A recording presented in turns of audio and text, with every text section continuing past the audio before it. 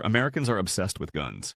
For many outside the US, one of the most defining and puzzling images of America is its relationship with guns.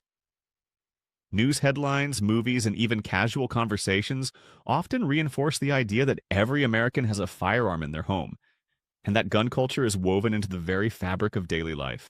The truth is layered. Yes, gun ownership rates in the US are far higher than in most other developed nations.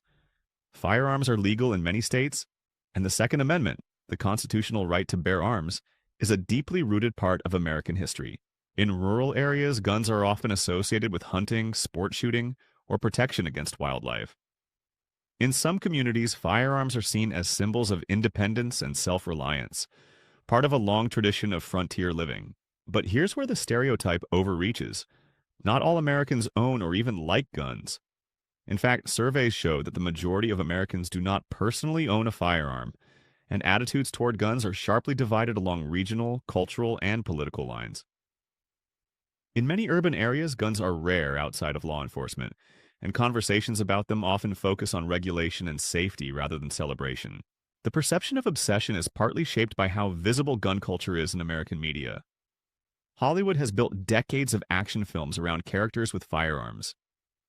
News outlets give heavy coverage to both gun-related violence and the political battles surrounding it.